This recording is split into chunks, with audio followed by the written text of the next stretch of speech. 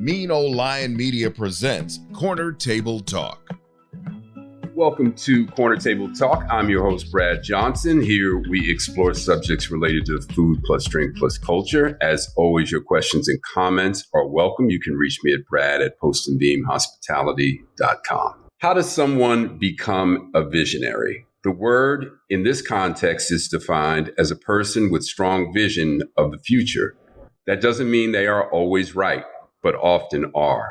Someone who possesses the ability to take chances on their ideas and is proven right will be sought after to provide that service. This type of person looks at the world and has a unique ability to identify patterns and trends. It is also said that a person can acquire these skills. This ability can be learned. Whether innate or learned, my guest today is a highly sought after business executive with a track record that demonstrates the kind of vision I'm referring to. Over a career that spans 3 decades, Ken Lombard has amassed extensive experience in business development, management, investment banking, economic development, corporate expansion, and real estate investment. He is widely recognized for having led numerous successful real estate investments and business ventures that fostered economic improvement and urban renewal in underserved minority communities throughout the United States. Ken is a father and married to well-known Los Angeles-based broadcast journalist Pat Harvey. Welcome, Ken, and thank you for being here. Good to see you, Brad. Thanks for the invitation. Always good. Honored to have you, man. So can I kick things off with what I call short order questions? Just a few things to loosen you up and get you ready for the heavy stuff. All right. No heavy stuff, but we'll roll into our short order. So Ken, tell me, what is in heavy rotation on your playlist? What are you listening to these days? You know, I'm always old school. So, lately I've been listening to some Sam Cooke and some Curtis Mayfield. In particular, the ones that change gonna come, and if you had a choice of colors, those are my 2 favorite ones that I'm listening to right now. My son makes sure that I typically have somewhat on my rotation some of his old hip hop folks and rap songs. So it's people. I heard the other day someone said I don't look like someone that would listen to that, but actually started because my son was doing it, and I figured I needed to figure out what was going on with him, what he was listening to, and then all of a sudden I started liking it more than he did. So I guess there is a place for all kinds of music, right? In our rotation. Yeah. So Ken, tell me, what's your morning routine, man? I'm up pretty early. Obviously like to have a little bit of mind space to have my coffee and think about the day, and because most of the time the interactions I have been with East Coast. I usually get started, could be as early as 7. Try to squeeze a workout in somewhere in there, never enough, but try to get that going. But then the day just kind of, I try to stay organized about it, so it's obviously a lot of meetings and calls. I know you were boxing for a little while there, but what are you doing for your workout? Yeah, I'm still doing that. That's my buddy Pat King, who's Gracie Jiu-Jitsu guy. He and I kind of, the rule is you can't hit me, but we work out with the mitts and the heavy bag and try to get a sweat going. So, but it's a pretty good workout for me. Best live musical performance that you've ever seen? What comes to mind? I actually, Charlie Wilson always, we had Got Band. During the Magic days, we had a concert with him, and I recall that. And, if I could throw another one in there, back when I grew up in Seattle, the only artist that would ever come to town seemed to be James Brown. James Brown, it felt like he was coming 6 times a year. But I did see James Brown, and I always remember those concerts. Yeah. He was, as we know, the hardest working man in show business. But seeing him live is an unforgettable experience, no question. Yeah. So, Ken, complete this sentence for me. I have little patience for carelessness. I mean, it really is. I feel like everyone has an opportunity to put in the hard work. carelessness really is as a result of just an unwillingness to really put in that work. And so that, to me, is probably the biggest thing that I lose my patience on. Yes, sir. All right. Favorite vacation destination, either somewhere that you've been, Ken, or somewhere that you're possibly looking forward to visiting? Greece was a nice trip. I enjoyed that trip immensely.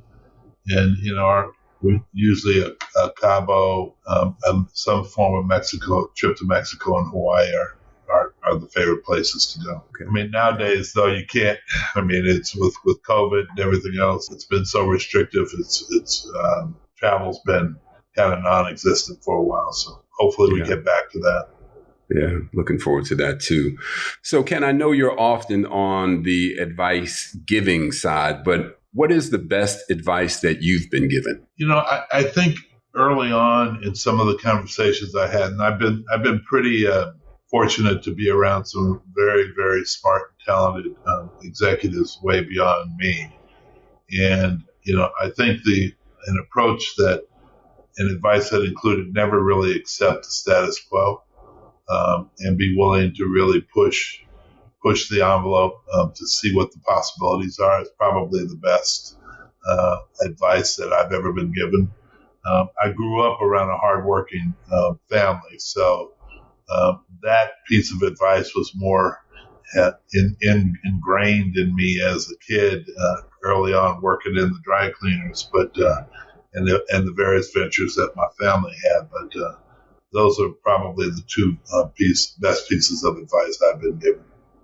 Okay. Yeah. And we're going to get into, I want to talk a little bit about Seattle, the Lombards, and your family history, which is really interesting. So last one of these, who past or present would you most like to host at an intimate dinner party? Not because she's part of your team, but love to have that conversation with Malcolm X. That's the past. Mm-hmm. The present, I think another visit with Obama. My short list used to be Warren Buffett, and I did have a dinner with him. But I have met President Obama. Would love to see him and catch up with him again. At a dinner with someone like Warren Buffett, Ken, is there just one pearl of wisdom after another, or do you talk about the Lakers or the Knicks too? Is there just common man conversation that happens, or is it one gem after another?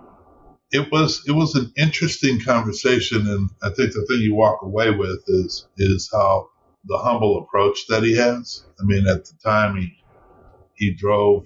The dinner was at his country club in Omaha, and he drove up in his old Cadillac, drove himself, and just had a normal conversation. As you see, probably noticed everyone he is a sports fan.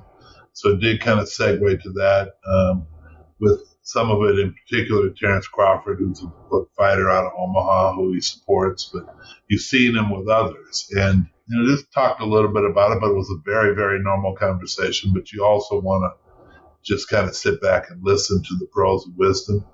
Mm-hmm. Which I was able to do. So that was a very, very interesting conversation. A bucket list kind of item for me. Yeah, I bet. And I know you make a good audience, man. You're a great listener. So jumping in here, I looked this word up and tried to understand it for myself, but I was hoping from your perspective, you might be able to even make it more clear to me. Can you help me with the difference between regentrification and gentrification? Yeah, it's fascinating now that there is a lot of this. That's probably the key buzzwords that's going on, in particular around some of the communities that I'm aware of out here in LA. And I mean, there's a natural flow to things that over years people have a tendency to, the movement amongst the ethnicities in the various communities. And with that movement, I mean, obviously there's shifts. So I remember growing up in Seattle and being in a position where there's, what we call the Central District, If you went through there now, that was predominantly African American neighborhood. That now is very mixed. You look at areas throughout Los Angeles, in particular around the Crenshaw district. There's a lot of movement, both Latino and white, coming into areas like Baldwin Hills. So, to be honest with you, I don't really try to get caught up in the differences between the two as much as trying to. I've always felt like a neighborhood that's inclusive is a good neighborhood. I don't ever want a neighborhood like Baldwin Hills or Crenshaw to lose its true identity. Mm-hmm. And I think there are a number of ways that you can do that and still be inclusive. Okay. Yeah, we'll come back to that. I want to, can I re-listen to a really fantastic conversation that you had with Mike Milken that was recorded in June of 2020. And we were in the early, scary stages of COVID. And of course, here we are, 18 months or so later, vaccine available, and we're still dealing with the effects of the pandemic. There are a couple of things from that conversation that I noted I wanted to bring up with you. First, you thought there would be an opportunity on the retail side as a result of COVID. You also said that we were clearly at a tipping point. So is that playing out as you had envisioned? On the retail side of it, it's that's kind of been a puzzle that most of us who do business in that sector are still kind of scratching our heads to figure out. What you're seeing is that there's a core group of retailers that figure things out somewhat and are continuing to do well. But you also see that the whole internet digital side of it is really what's driving the day. The Amazon effect is what we like to refer to it as. So I still think jury's still out as to what is actually going to happen to that retail experience. I think it's safe to say that anything less than a high level mall like South Coast Plaza or something like that out here in California is going to have a difficult time surviving. There'll be some experiences that are in quality shopping centers versus malls that I think will continue. Movie theaters, which are part of that whole experience, that's definitely a tough one. People have to figure out a way or get comfortable with moving back and going back to the theaters. That's going to be tough. Restaurants are starting to, and Brad, this is up your wheelhouse, but restaurants are starting to, it feels like, thaw out a bit. People are getting more comfortable with going out. I think that will be fine eventually. If they can, those that can recover from the hole that they got put in over the period of time of COVID. So it's still a lot of work to be done. I think we're moving in the right direction. I hope that vaccination versus not finds a solution somewhere where people realize, and again, I'm not here to push anybody as much as say we've gotten shots our entire life. This happens to be another one that for the betterment of all of us, your families and everyone around you, it seems to make sense. I don't believe there's a chip that they're putting inside of you or any of the conspiracy theorists that are going around. But we got to figure this out, and we got to figure out a way that we can come together because that's the only way we're going to get a handle on it. Absolutely, man. So, once again, in your conversation with Mike Milken, which, I just found fascinating. I mean, he's such a smart guy, and to listen to the two of you discuss things was great. You talked about your background, Ken, growing up in Seattle, and I want to quote something that you said and then get your comment on the other side. You said, "We just stayed in the central district, stayed in the neighborhoods that we were in, and frankly, just grew up that way.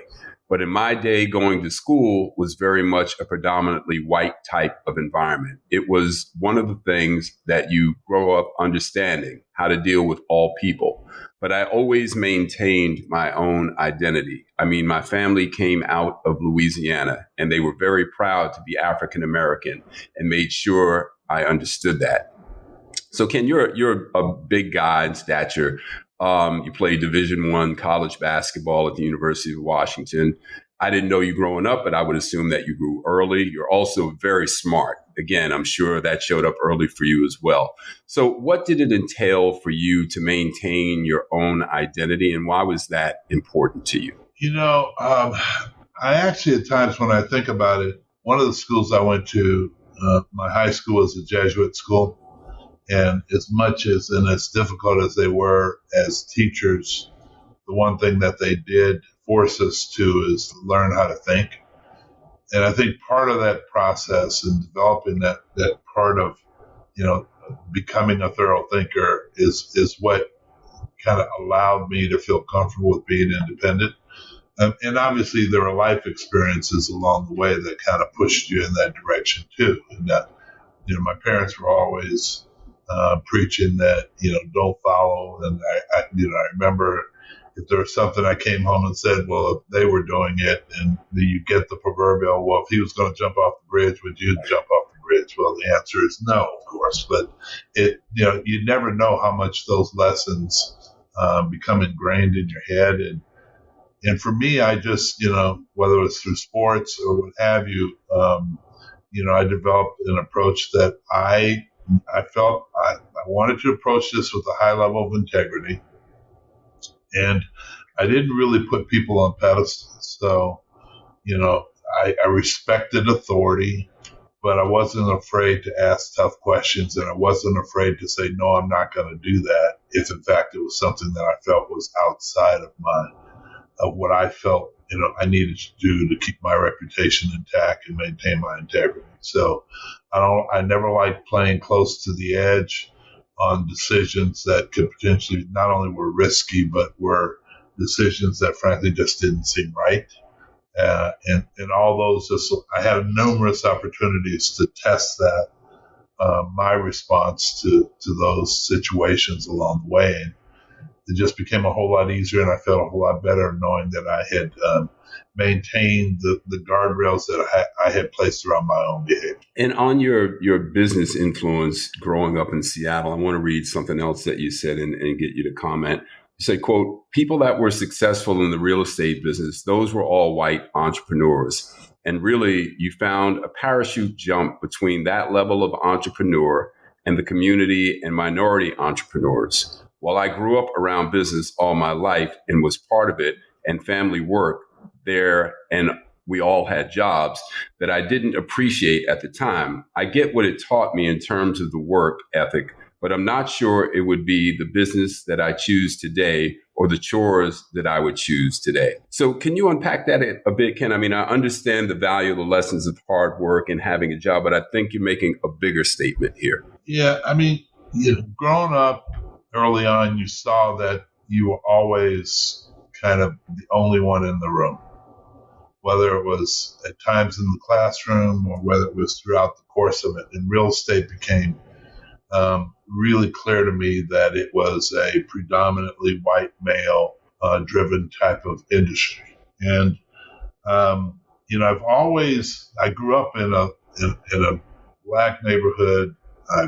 The businesses that we had were all focused around that neighborhood. We were somewhat inclusive in our location and had a number of customers that were coming out of, people like whose last name were Boeing and other, the recognizable names that were kind of part of the Seattle makeup. But real estate in particular, the guy who really got me enthused about it was actually an African American by the name of Gerald Frank. Gerald Frank was related in some way to Quincy Jones and his whole family that had a group of folks up in Seattle. But Gerald was very much, he owned a lot of properties in the hood. And what I did with him, he basically told me, I told him I wanted to learn real estate. It was early on for me. He said, meet me here at 7 o'clock on a Saturday. If you're here at 7:01, I'm gone. And I literally just started riding around with him. Now, I probably learned as much what not to do from Gerald as what to do, but he lit the fire for me. And then I've always been I don't want to say uncomfortable, but unwilling to accept the fact that when you look across the room and you don't see us, you don't see people who look like us and African Americans and minorities across the room. I'm not one to sit back silently and just let it go. So I kind of took it on as I don't want to call it a crusade, but my own mission that whenever I could say something, or when I got to a point where I could effectuate change, that's what I was going to do and try to make sure that room was more reflective of an inclusive type of environment versus one that's not. And, along the way, you remember all of the challenges that you had. I mean, I remember the challenge early on, just literally in high school when we were trying to form our BSU and the priest told us we were there to integrate, not segregate. And you remember the challenges along the real estate side where it was clear that they weren't ready for what I was trying to suggest. Or, I look at Starbucks and I see a lot of the changes that now look pretty interesting. I saw a commercial last night that was very inclusive in terms of people of color. Whereas I remember seeing the early the commercials and sitting in a room with Howard Schultz and basically saying, how am I supposed to feel comfortable with this commercial when you don't have anybody that reflects me? To the discussion I had with them when they were I asked them a tough question on why don't you have anybody black on your board? Well, now they do. Melody Hobson is chairman of the board. You've got a couple others that are on there also. So that's the approach that I've always taken. And when I made those comments to Michael, that's really what I was suggesting, is that you have to have the guts to speak up or step up when it's the appropriate time. And you can be in a room that at times can be very intimidating to folks, but they're as intimidated by you as you may be of them. And when you bring up that subject, they also have if you're in the right room, they'll have a true sense of what's right and wrong. Yeah, I would add to that. And again, just alluding back to, how I opened the segment with you, Ken, is vision. To have the courage to speak up. Absolutely. Because just seeing it and not saying anything doesn't change anything. Right. But to see it and to say something, I think, and address it really says a lot about who you are. And I'll use that to segue into a bit of your family background from Louisiana, because you come from some pretty prominent roots there. Your family, the Lombards, are prominent. You turned me on to a fantastic book called The Creole Feast that your cousin Rudy Lombard co-authored in, I think it was 1973 or 1978 initially. And he was just quite a character, man, as I've gotten to know a little bit about him. Civil rights activist, author, as I mentioned. The Times-Picayune, New Orleans Times-Picayune stated when he passed away, quote, "He was a freedom rider. He was a thought leader. He expertly gave credit where credit was due to ignored African-American chefs who made New Orleans cuisine as storied and as celebrated as it is today." Leah Chase wrote a foreword in an updated version of the book, and Toni Morrison edited the original, which I found fascinating. Also, his brother, your other first cousin, Edwin, is a state Fourth Circuit Court of Appeals judge and former Congress of Racial Equality member, a civil rights organization that was formed in 1942 core that helped steer the civil rights movement. So, Ken, coming from that kind of background, when you talk about your folks being very proud, about being African-American, what can you share about your Louisiana roots, which run deep and are strong? Yeah.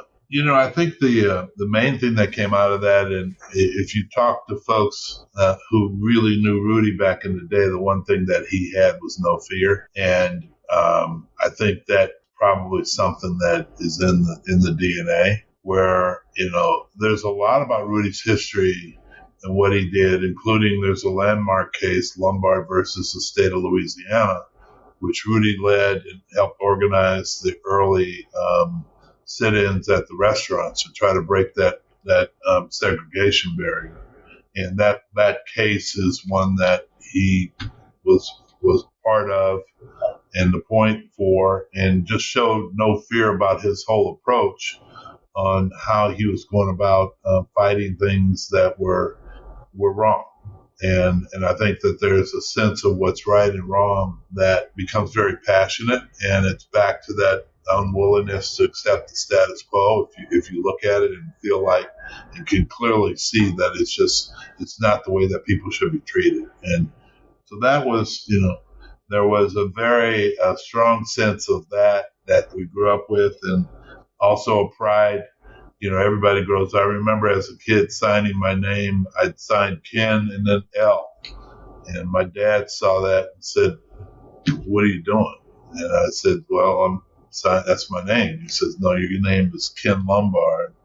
If you're going to abbreviate the K and write the Lombard out." So there's always a very high level of pride about our family and the name. So that's, I grew up around that. So how did the family end up in Seattle, Ken? What prompted that move? Well, my mother's from New Orleans too. So, and her family moved in the 40s.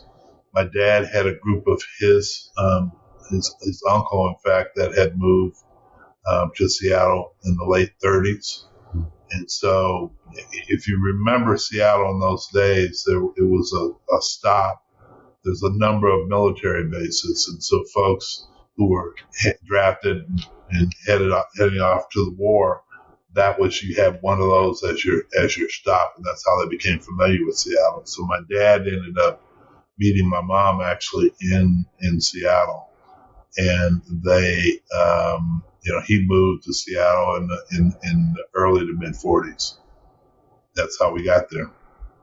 Got it. And believe me, they didn't catch airplanes. They were on the train. There's nobody from Louisiana was comfortable getting on an airplane. Wow. So Ken, just going back for a moment to your conversation with Mike Milken, I want to refer to something you said about attending a conference you were invited to that Mike was hosting, and talk a little bit about how it shaped your vision going forward. Your words, you said, "Mike, you invited probably a dozen entrepreneurs, and we had an opportunity to sit and pitch our projects or deals to you. You would always give us feedback. You didn't necessarily always say yes, but that's the first time I felt like, okay, there's an opportunity. There's a pathway to be able to gain access. You don't have to limit your ideas and the size of your ideas." So was that purely about access to capital, Ken, or was it more than that? Look, I think it was actually more than that, but the lead thought on everyone's mind was, how do I get access to capital? But, Mike gave us an opportunity to come in and rub shoulders with a number of the top financial folks in the country, in the world, and being in the same room and was something that was an important step in the right direction for me. It was right when I had just moved to LA, still a very young man, and this whole idea of pulling together capital was something that everyone was trying to figure out. And, if anything, you could see some of the smaller firms putting together maybe $5 million and $10 million and feeling like you had really accomplished something. Here was an opportunity to really see how it works. And as much as anything, have a guy that's willing, and Michael, to really assist in connecting you with the right folks. Now, he couldn't make your deal for you. You had to make your own deal. He couldn't bring whatever. You couldn't take a crazy idea and come in and pitch it, and then all of a sudden, because you're in the room, somebody's going to say, here's $100 million.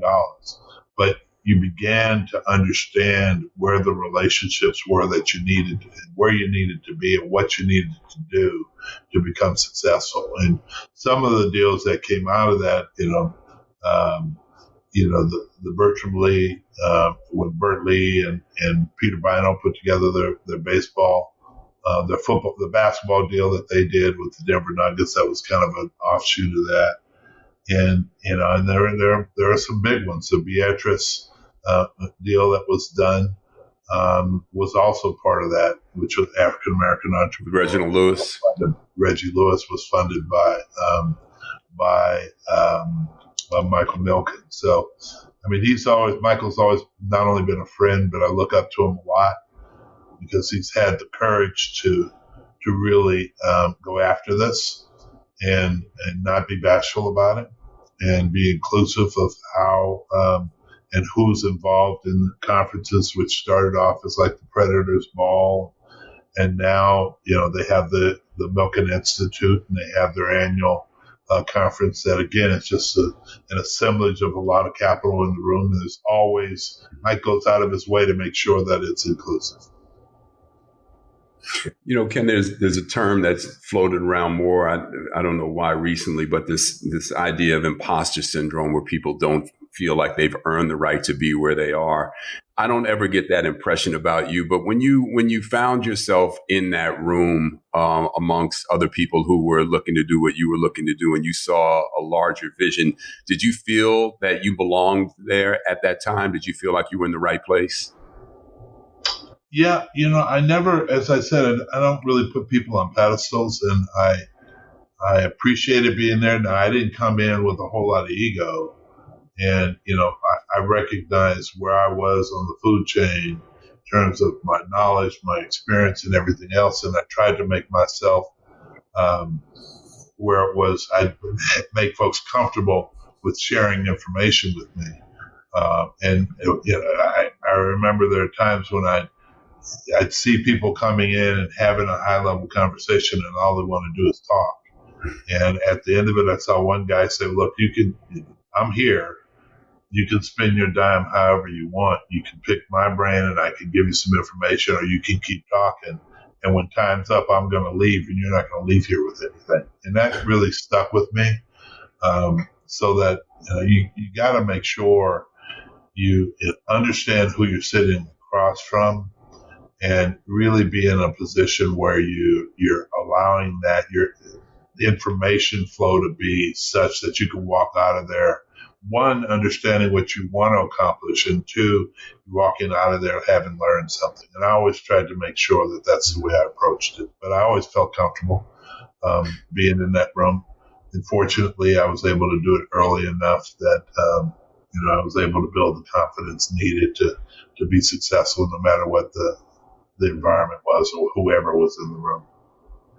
Yeah, kind of what you just outlined there, Ken, is indicative, I think, of how a lot of people see you. You have a unique ability to understand things from all sides and find, the happy middle ground for, in some cases you're representing. I mean, I go back to, and I'd be remiss at this point to not acknowledge that you twice offered opportunities to me.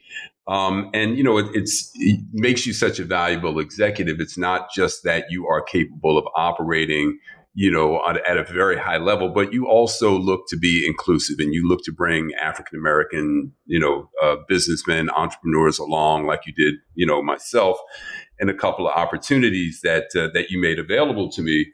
And, it's really meaningful. It's you being in that room with Mike Milken. I look at you in that way.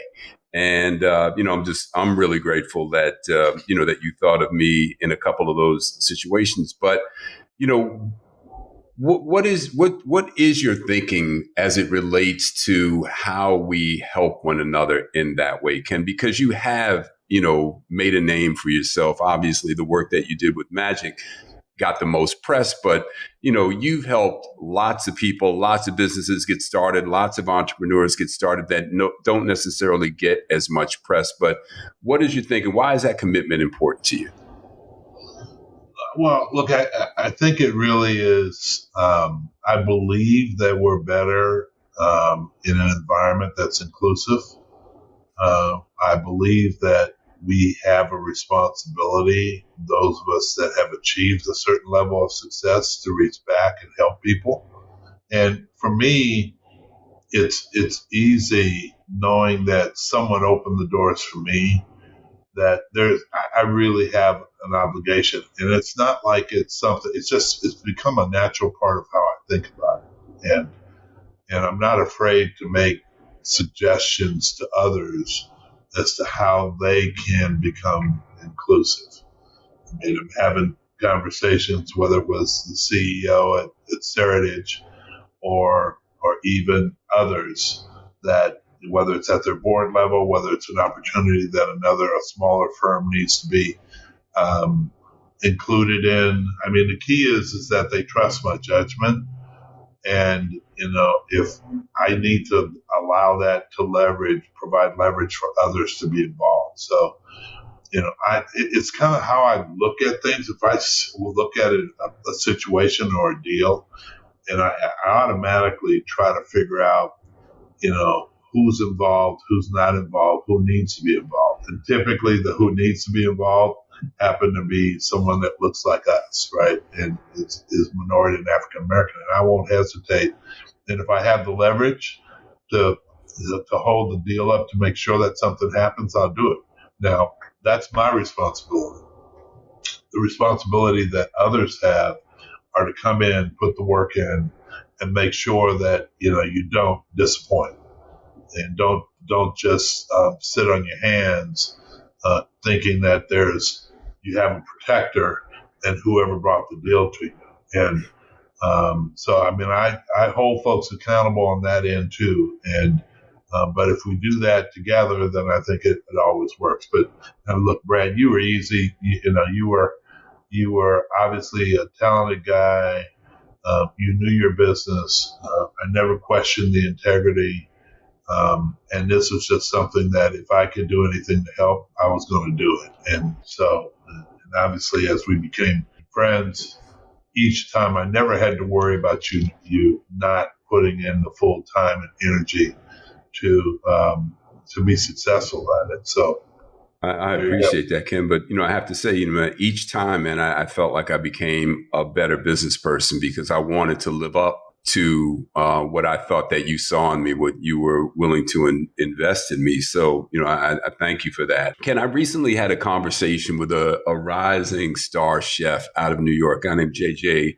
Johnson. You may or may not be familiar with him, but he's steadily rising through the ranks and making everybody's powerless. He's an African-American chef, young, very talented guy.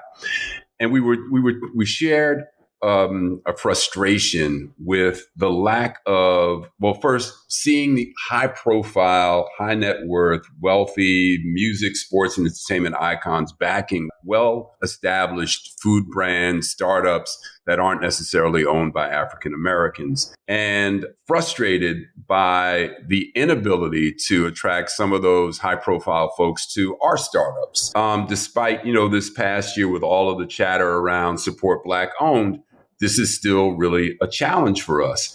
And I wanted to get your take here. Is this frustration misplaced? Is there an unconscious bias going on here, or worse, a conscious bias, which is just bias? Are we more apt to do business with folks that don't look like us in some instances? Yeah, I mean, that's really a great question. It's been around for such a long period of time, and the same frustration that you were discussing the other day and feeling has gone on, whether it's in the real estate side of the business or on the restaurant side. There just continues to be somewhat of a reluctance for us to come together on various projects, whether it's a restaurant business or even a real estate transaction. I don't know how to fix that. What I do know is that, you see more like the LeBrons of the world and even like a Kevin Durant that's got a lot of different opportunities and businesses that they've invested in. But the people that they have around you, I mean, LeBron's folks are his guys. So Maverick and others that drive the day for him that understand that part of it.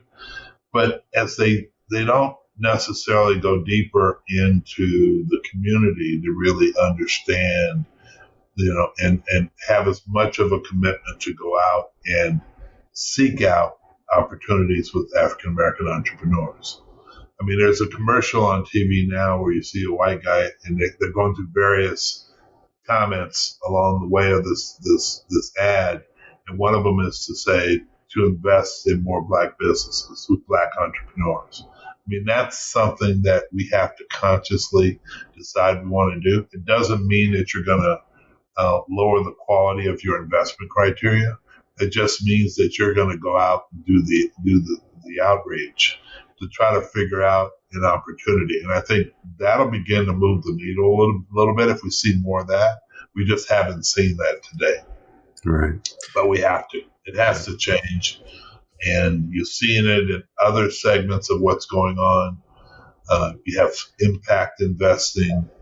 You have that people are beginning to push it. It just hasn't happened yet on the restaurant side. But that's what's really got to happen. I think it's got to happen even on the affordable side as we look at housing and what is the crisis that's going to impact all of us. Because if people can't afford to find a place to live, the next step is being homeless. And then you see the current crisis across the country with homelessness and what's starting to happen, which it segues into more mental issues. So folks have got to begin to take a very serious level of commitment. And I bring that up only because it's that level of seriousness that I also place on what you had just stated, which was, African American restaurateurs, chefs.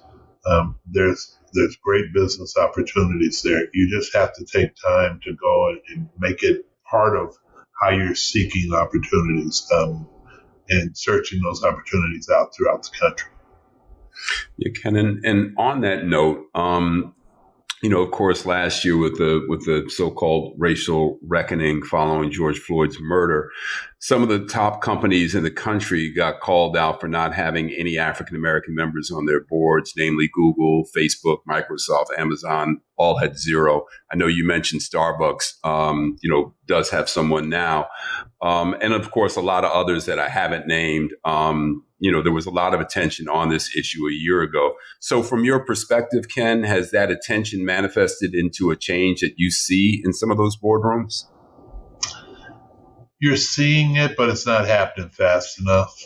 I mean, it's, it peaked and then it's beginning to die down. And in particular, I'm pointing at the real estate industry that for the first time in a long time made some very substantive comments and or actions. They talked about taking action in certain things, and then all of a sudden, as it began to die down, you're not seeing as much of it taking place now. So it's how do you keep the attention and the push at the same level once it did peak at the time of George Floyd and the other incidents that were taking place across the country. All we can do is everybody's got to take a responsibility who are in a position to make something like that happen. And if we don't do that, then it's going to get back to where it was before, where we're still sitting here saying, why aren't there more opportunities? Right. So, I mean, we're hopefully emerging from a confluence of challenges that have created major shifts in brick and mortar, retail, how we live, where we work, how freely we move about, conversations around race, political upheaval, the climate. I mean, you name it. I mean, we threw everything into the basket, this year. It's been unprecedented in that respect. And I know this is a broad question, Ken, here, so, feel free to cherry pick, but from your perspective, what are some of the shifts that you see that will perhaps be permanent following the pandemic as we come out of this, hopefully? Look, the obvious shifts are, we're going to we got to get past this vaccination challenge. And that's going to be something that I really don't see any kind of compromise as to whether folks get vaccinated or not. And I think that, booster shots are going to be kind of part of our ongoing process as our life process as we move forward. On the business side, I think that the days of us having to enter with masks and everything else is pretty much going to be part of our routine. On the restaurant side, as we talked about, and obviously you get a chance to take it off once you're there, but when you're on the airplanes now, who knows how long that's going to go on. I mean, the whole process itself, even I'd say one of the larger areas that it's going to impact are the working environment for people. Are people going to go back to the office, or is this whole idea of working remotely, how significant is that going to be? So That's one of the key things, at least for me. There's an old school approach that says it's hard to recreate the camaraderie and team building when everyone's working remotely by Zoom calls, right? And so there's a push. You see some companies that are saying, we need you to come back to work. And then they figure out how they need to do it from a plexiglass between the cubes, distancing, no congregating in the kitchens type thing. But we got to figure it out. And right now, I don't think we have a solution. I think at best it's probably still more companies that are not back in the office yet than ones that are. And that's just that lack of consistency is going to impact how business is done. And you can't have one industry that just decides they're going to go at it and others that aren't. I mean, some of the industries that are going to be impacted, we talked a little bit about before. Is the movie theater business ever going to get back to where it was? Are the restaurants going to get back to where they are? Is the whole retail environment, which was negatively impacted even before COVID, is this the death blow? Is everything going to be online? These are all the things that I think that we don't have the answers to yet, and we will continue to try to be challenged by this, but we have to find a solution. There will be a solution that plays out. It's just I'm not sure we can put our finger on exactly what it's going to be right now. Right. And a lot of these challenges, I think, as you alluded to, we're already in the pipeline, just really got accelerated and exacerbated by COVID. Ken, I want to turn to a local LA issue and maybe get your view from a broader context. The drama that unfolded around the proposed sale and development of the Baldwin Hills Crenshaw Plaza. For those listening who are not familiar, the plaza is roughly a 42-acre site. I might have that wrong, about a few acres, located in South Los Angeles, and it is a cultural landmark. Full disclosure, I opened Post and Beam at Baldwin Hills Crenshaw Plaza in 2012 with Ken's assistance in his role at the time as a partner with Quentin Primo and Capri, who we previously mentioned. They were the owners of the mall and the surrounding property. Again, Ken, thank you for that. And I was able to transfer ownership to John Cleveland, who is the proud operator of Post and Beam to this day. So the legacy of African-American business ownership continues. Again, Ken, thank you, for making it happen. The attempts to sell the property and the entitlements Capri secured became a lightning rod of controversy over the past few years as local community members watched closely a bidding process with competing parties vying for the right to purchase and develop the property. Lots of accusations were hurled around, and as I stated, there was plenty of drama. Ken, as someone whose involvement with this property goes back to 1992, when following the Rodney King LA riots, you, in your role as president of Magic's and partner with Magic Johnson and his development company, you opened a theater on the grounds of the mall. How do you view the events of the past few years surrounding the mall? Yeah, this is probably the first time that I'm having a conversation in this type of form about it. It was one of the more disappointing sequence of events that have taken place. I firmly believe, and I'm an advocate for Black ownership, entrepreneurship, and in the case of like a Baldwin Hills, when possible, figure out a way that there can be minority ownership.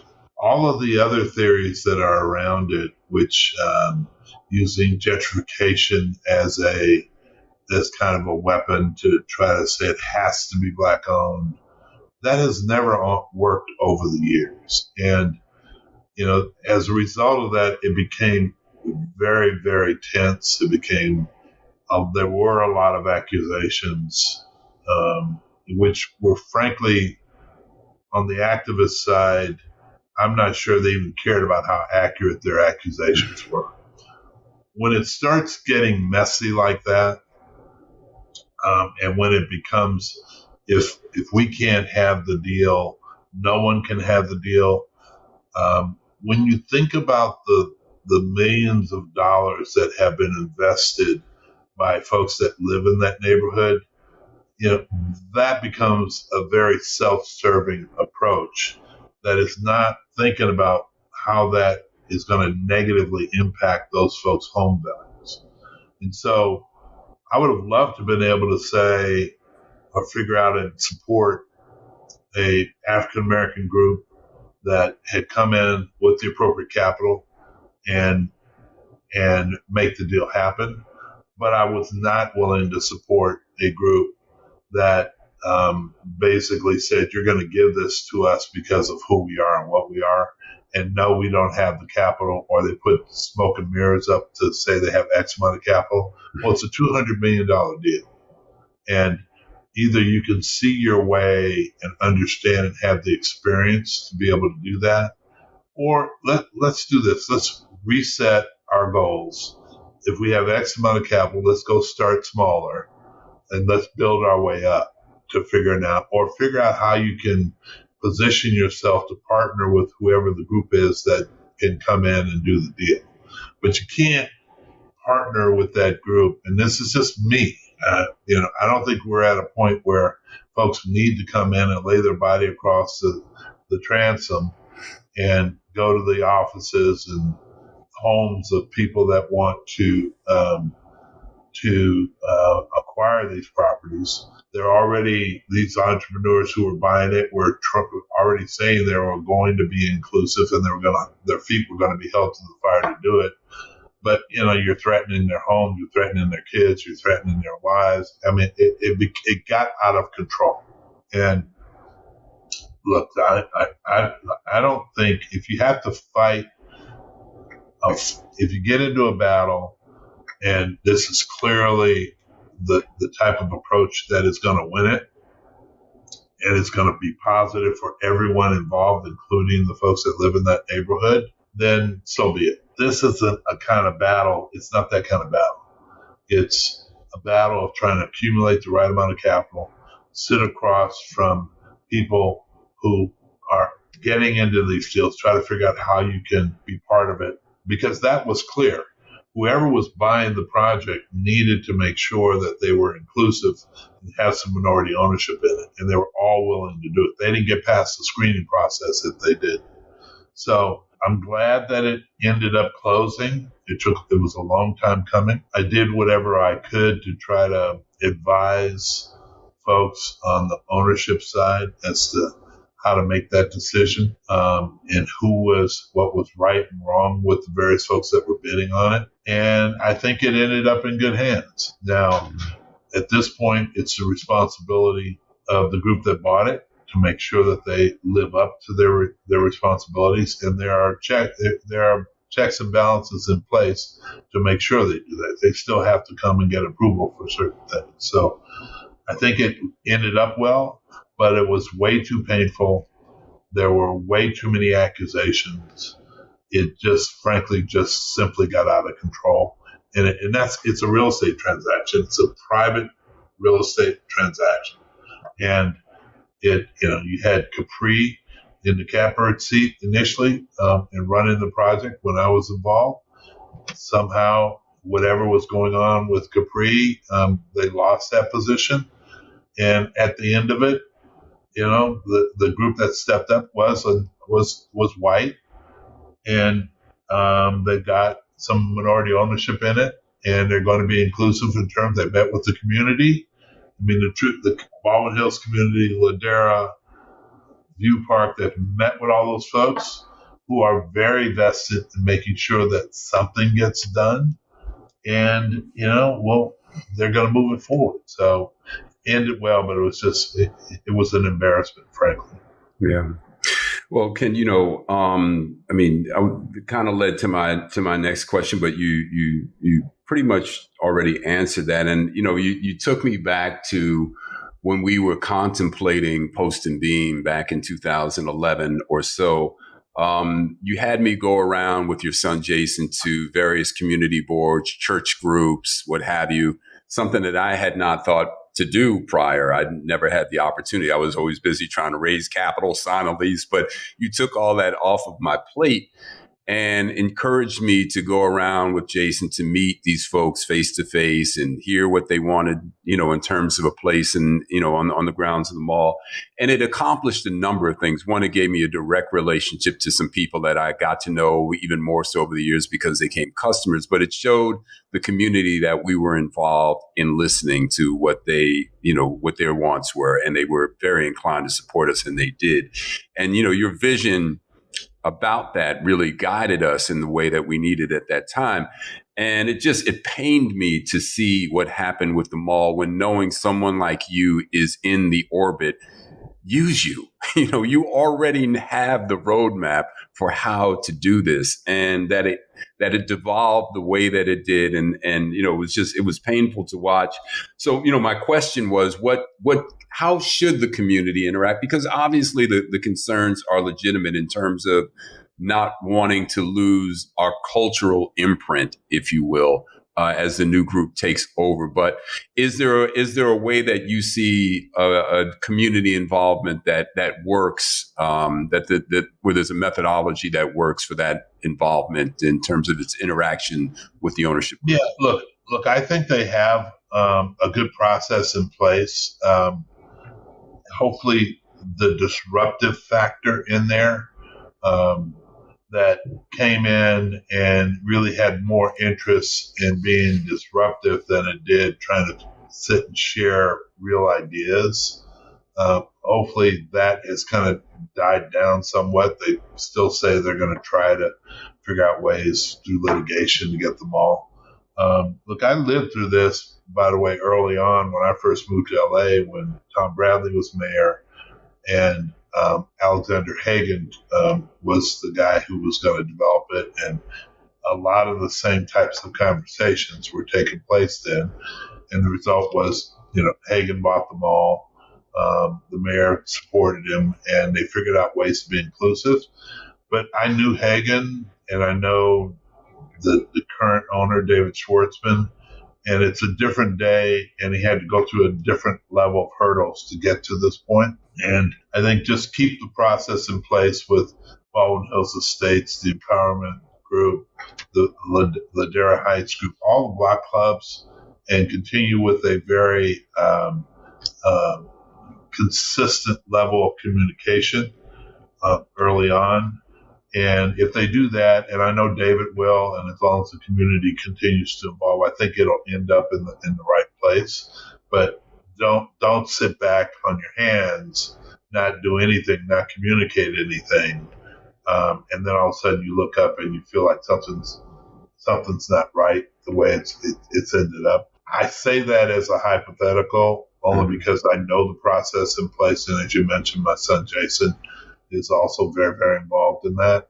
And I know that that's what David has signed up for with his ownership group, and they'll continue to do that. So, Ken, as we wind down here, and you look at South Los Angeles of today, it looks much different than the South LA you and Magic took a chance on in 92, when I would imagine enticing dollars to that part of town was next to impossible. I know you negotiated with gang members, when it came to construction. It was definitely a different landscape. It even looks different than it did in 2010 or 9 when you and Quentin took on the mall. But now we've got all of the development, Inglewood, SoFi Stadium, the Clippers' forthcoming arena, the train, Kaiser Permanente, lots of development, home and property values skyrocketing. Of course, that was 30 years ago when you were first pushing that ball uphill. Tough sledding, as they say. But did you think it would take as long as it did? And does the current landscape look the way that you thought it would? I think I knew it was going to take a while. There weren't enough of us that were gaining access to the capital to make it happen in any quicker fashion than it has.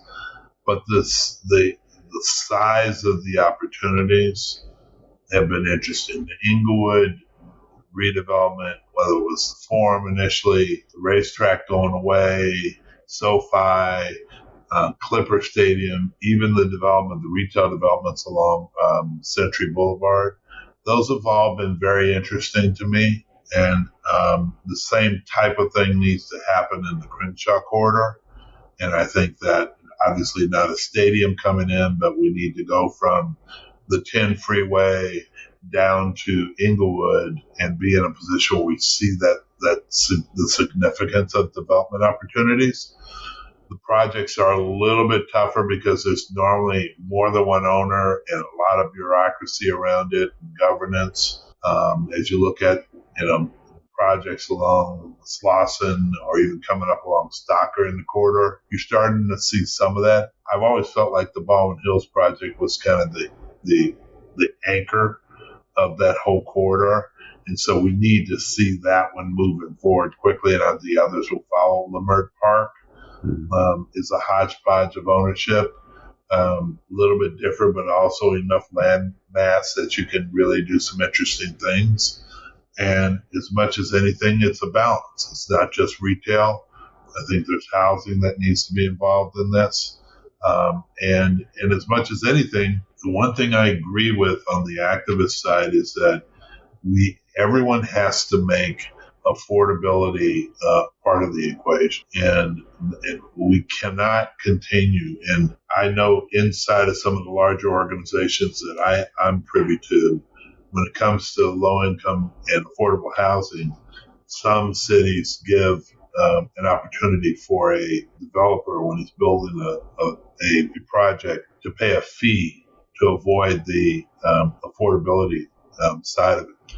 That can no longer be the case. There has to be a clear mandate that whatever your project is, you have to have X percentage of it on the affordable side, period. And you figure out a way to make your numbers work so that we can begin to address the problem. So as you look at even the Crenshaw corridor, I'm not going to say it still needs to have the balance, but there needs to be more of a commitment to affordability so that we can be part of the solution versus continuing to be part of the problem. Got it. Ken, before I let you go, just if you can share where or what has your attention these days? What are you looking forward to? What's out there for you? If you I've always had an opportunity, whether it was starting off with when Earvin and I put together Johnson Development, to be involved on the investment side in items that are going to make a difference. And for me right now, I'm getting pretty passionate around the affordability side, on the housing side, and call it a social impact type of investing. But as much as anything, trying to see if you can move the needle on that affordability and come up with projects in an approach that is going to make some sense and try to see an improvement in the availability of options, not just in Southern California, but throughout the country. Fantastic. Well, Ken, I want to thank you, man. You've been and continue to be a mentor to me. I want to thank you for the advice that you've given me over the years, the guidance that you've offered, and mostly, man, for your generosity and just always making time and taking my call. So thank you, man. I really appreciate the relationship and the friendship.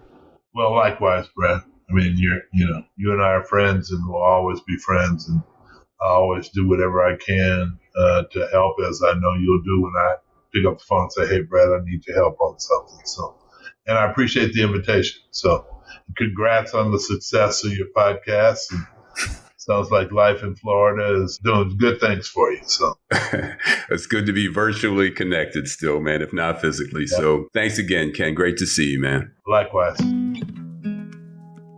I am now here with Ambassador Shabazz and How We Move. What are you thinking? What are you feeling? What are you hearing? I don't know if it's the moon or what, but I'm just always so emotional these days. And the one thing I can say in a busy, whirlwind kind of schedule that I have, that this hour that we get to insert once a week, not only do you and I get to catch up, but the opportunity to kind of have an old home week, like a reunion with people that have traversed in our lives and been, impactful, especially after being so distant in the last year and a half.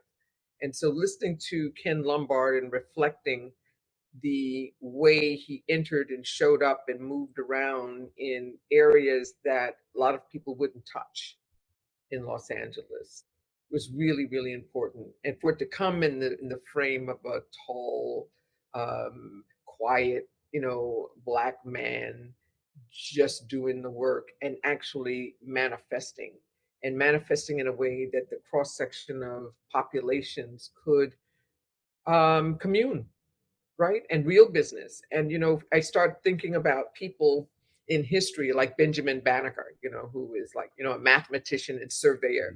Many young people today don't even know how instrumental he was in the Washington, D.C. region that we know, that map, that dial, that the directions and where things are laid out are credit to Benjamin Banneker or John Baptiste du Sable, who was the founder of Chicago. You go someplace and you put down stakes. How do you choose it? How do you know it? And Ken Lombard is one of those kind of social almanac cats. He can go into a space and discern what needs to happen. What's the groove? What's the move? So pulling you from one side of town and saying, no, you'll fit, it'll work. We have to work it. We have to work the muscle, but it'll work. But it's having someone else really entrust that and back. It's really great. So just knowing him over these years, and yeah, and he does take the call and he does write back. Someone ever so busy. I loved when he talked about his day needs to start with just that pause, or that, making that mind space. It seems like that has been a chord with many of your guests that is as busy as we all are. We have come to know at this point in our lives, it's not the speed, it's just the continuity of preservation in order to do what we have to get done. Makes me want to box, though. He said he was into boxing. I have to give that some thought. I don't suppose you would want to get hit either, though. But Yeah. you bring up a couple of things that I wanted to touch on, because you're absolutely right. As we get to talk to some of the people that we've had as guests, our movement about has been severely limited. This past year and a half, going on almost a couple of years soon. So the ability to reconnect with people whom we've known over the Yeah. years and haven't had a chance to see, can't physically be in the same room with Yeah. necessarily, but also to just kind of visit their life story and appreciate, someone like a Ken Lombard, who straddles so many levels of necessary departments in terms of being able to move processes along on a very large scale. And to your point, you have to really stand back and appreciate the work that someone like that does, and the footprint that ultimately lays in the ground. And what that means, when you think 30 years ago, he was a millennial, like today's millennial, right? So this is not someone we're talking about is in their 80s. He's our peer. And 30 years ago, when he touched down and started to gift and explore and discover, and as you shared in your interview, continue to learn, sit around and absorb from others. So, and then now he bestows that to others, which is really fantastic. In the last, I know, a couple of weeks, there seems to be so many articles and notices I'm getting and outreaches I'm having about people trying to put down stakes. Something about this stillness that we've experienced. People don't want to do it the old way anymore. So they're finding their, corn kernels and grain and things to swap to find land and find family. And I don't know, have you heard of Freedom, Georgia? Yes. Yeah. So I find that fascinating. And, it Mhm. wasn't like they were developers, but they had a mission and an intent. I would imagine like our foreparents who dared to get a plot of land or acres, and they're daring to do it. And their interest is making sure that they can collectively do that. It's called a Freedom Georgia Initiative, right? And they're inviting all kinds of people to, come and build your own community within this, with healing from racial trauma and economic empowerment. I mean, they're trying to do it. So I hope people reach out and support them, those who are skilled and have the capacity in development and preservation, that they reach out and do that. And then on the fresher side, there's this young lady who has a little, I mean, she's like a Gen Zer, and she has a little restaurant, hospitality brand that she's beginning to create. Her last name is Beck. Her name is Kaylon Beck, and her hospitality brand is now called Beck and Call Hospitality. And she's in these tiny row houses in Houston that she's renovating and turning them into cultural experiences. Each one is designed and designated, and their experiences that she'll curate. And she has I would suggest people go online to yourbeckandcall.co and see what it is that she needs, because she's reaching out. It doesn't seem like it's a lot, but it is a passion project. And she's one of those persons that I've come to witness. She intends to get it done, right? So it's not like an investment into something that's going to falter. It's really her heartbeat in motion. So when we talk about how we move and how we navigate, how do we nurture, how do we create those spaces for other people to come and enjoy the fellowship? So whether you're doing it like DuSable in Chicago, or Ken Lombard in many locations, certainly a historic marker in Los Angeles, how about that Freedom, Georgia? And I'm sure there are places all over, people all over, collectives all over. I'm working on something similar, and I'm ecstatic every time I hear about it. Well, I was just going to say that, this is tailor-made for you, this whole idea of creating these safe places, call it affordable housing communities, but the whole wellness element and, just the kind of spiritual guidance that you bring to everything that you touch. Someone smart is going to tap you on the shoulder and with a pile of money and say, create this right here. Well, they need to. I agree. And I'll open a restaurant there. Well, no, that's the point. We're actually doing that kind of combination. The people that have bought homes already, we've changed their credit scores. And these are middle class folks. It's just that they had student loans and all those things. But we have folks who are in various professions. So now these communities have people within them, a walk away, a house away, a street away, that can service some of the things they need, offer the guidance as a teacher or social worker. So it's been really exciting, and they're proud to be part of these ribbon cuttings for people who never thought they could. Is a great joy. I love it. Well, I'm looking forward to the growth of that as things develop, and we close out this year at some point and open up 2022 on a deeper breath, and hopefully, be able to wear the mask a little bit less often. Ambassador Shabazz, and how we move. Thank you. Thank you. Corner Table Talk is hosted by Brad Johnson, produced by Brad and Linda Ailes Johnson. Theme music, Life Goes On by Bryce Vine. Executive producer, Ken Johnson. Find the Corner Table Talk podcast wherever you get your podcast. Follow, subscribe, rate, and leave a comment. Corner Table Talk is a Mean Old Lion Media production.